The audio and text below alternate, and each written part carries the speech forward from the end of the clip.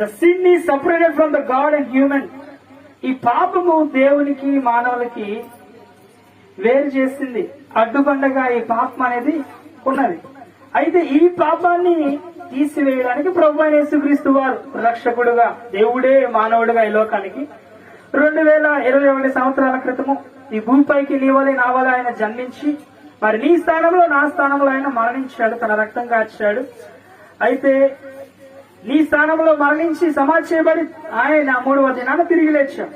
పిల్లలా, అయితే మీరు చీకటిలో నుండి ఆశ్చర్యకరమైన తన వెలుగులోనికి మిమ్మల్ని పిలిచిన వాని గుణాశయములను ప్రచురము చేయ నిమిత్తము. చూసారా, చీకటిలో నుండి వెలుగులోకి నడిపించాడు.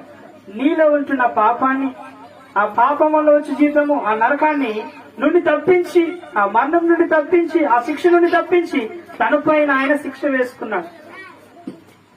We are unworthy but he made worthy.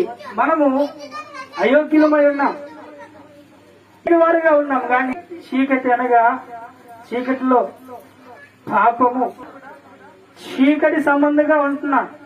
ఈ చీకటిలో నుండి వెలుగులోకి నడిపించుటకు ప్రభువైన యేసుక్రీస్తు వారు ఈ లోకానికి వచ్చారు. వచ్చి ఆయన మరణించి 3వ దినాన తిరిగి లేచి, ఎవరైతే ఆయన విశ్వాసం ఉంచుతారో తన కుమారులుగా కుమార్తెలుగా ఆయన అంగీకరిస్తాడు, అధికారం ఇస్తాడు. అయితే ఆశ్చర్యకరమైన నిజంగా చీకటిలో, మరి ఈ పాపము చేత ఒంటరితనములో, దుఃఖములో, వేదనలో